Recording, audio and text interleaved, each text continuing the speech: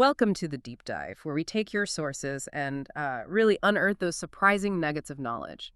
Today, we're plunging into a classic tale you probably think you know, William Shakespeare's Romeo and Juliet. And our mission really is to go beyond just the iconic romance. We want to explore the surprising origins of the story, Shakespeare's unique contributions, and its incredible legacy.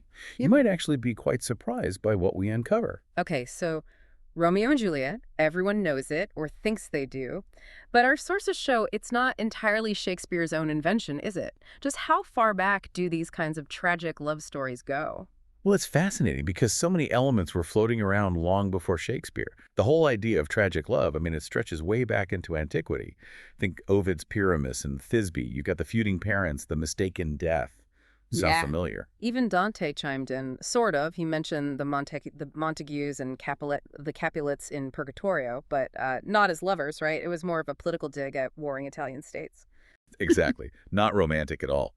But the more direct ancestors, the ones that really start to look like the play, were these earlier Italian novellas, like Masuccio Salernitano's Mariotto and Ganosa from way back in 1476.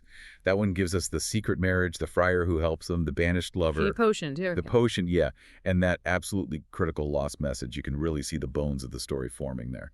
Okay, so the plot points are starting to line up, but then Luigi da Porto's 1524 version, Giulietta e Romeo. That seems like a huge step. Suddenly we get the names we know, right? Romeo, Juliet, Friar Lawrence, Mercutio, Tybalt, Count Paris, and the Verona setting. Precisely.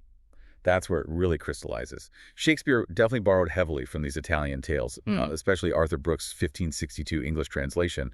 But what Shakespeare did was deepen characters like Mercutio and the nurse. He gave them that life, that personality we remember. So he took the structure and just amplified it. You could say that.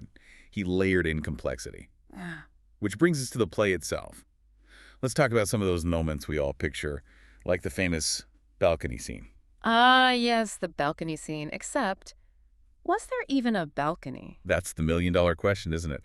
Our sources confirm the word balcony wasn't even really known in English until after Shakespeare died.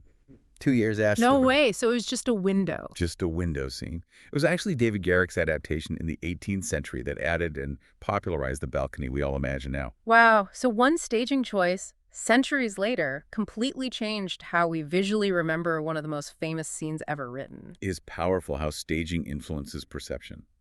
And speaking of layers, beyond the obvious love theme, the play is just packed with other ideas, like fate and chance. Are they truly star-crossed? Or just victims of terrible luck like, Friar John getting quarantined with the message because of a plague? It's that constant tension, isn't it? Fate versus coincidence. And then there's the imagery. Oh, absolutely. The light and dark imagery is so powerful. Think about it. Romeo and Juliet constantly see each other as light, as brightness. But all their important secret moments, they happen in darkness, under the cover of night. Meanwhile, the feud, the violence that happens out in the open in broad daylight. That's a fantastic point. The contrast highlights their impossible situation. Light and darkness, darkness and light. And the time element, he compresses everything. What was apparently 9 months in the source material becomes, what, 4 or 5 days? 4 to 6 days, yeah. Yeah. It creates this incredible, relentless pressure, this sense of rushing headlong towards doom. There's no time to think, no time to breathe. Which definitely adds to the tragedy. It makes sense why it's one of his most performed plays, even filmed so many times. It just has that enduring power. It really does. Although its reception wasn't always glowing. Remember Samuel Pepys?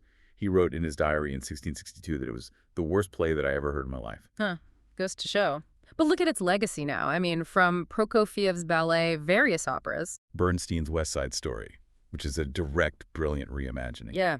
And songs by Dire Straits, Taylor Swift. Even characters named Romeo and Juliet in The Sims 2. The name Romeo itself basically just means lover now. It's woven into the fabric of culture, globally.